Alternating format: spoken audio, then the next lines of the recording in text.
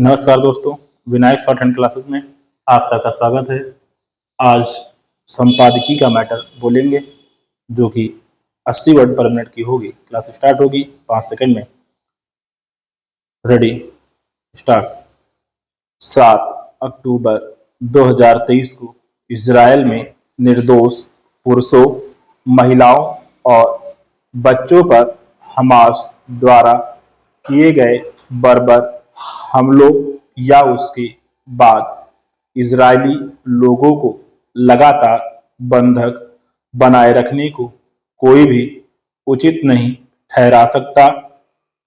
इसकी बार बार और बिना किसी शर्त निंदा की जानी चाहिए, लेकिन अंतर्राष्ट्रीय समुदाय के सदस्य और उससे भी बढ़कर एक इंसान होने के नाते यह स्वीकारना हमारी जिम्मेदारी है कि गाजा की जनता पर इजरायली सरकार की प्रतिक्रिया और प्रतिशोध न केवल उग्र रहा है, बल्कि यह पूरी तरह आपराधिक भी है।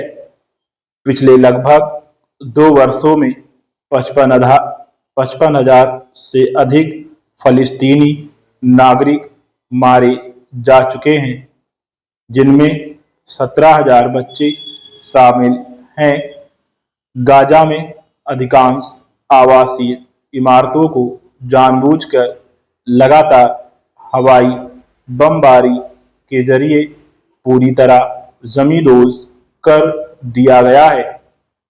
इनमें अस्पताल भी शामिल हैं। वहां का सामाजिक ढांचा पूरी तरह बिखर चुका है।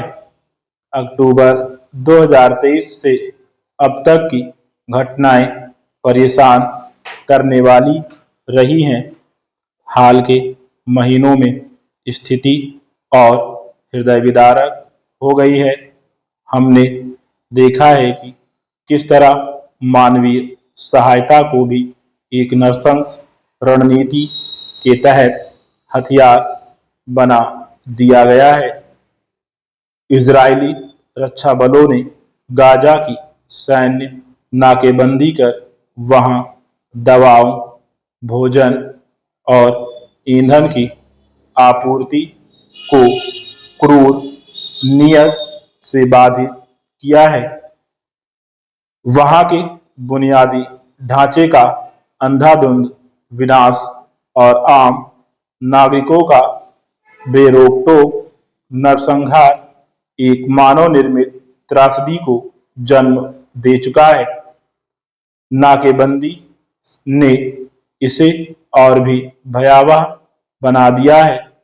भूख से मरने को मजबूर करने की रणनीति निसंदेह मानवता के खिलाफ अपराध है।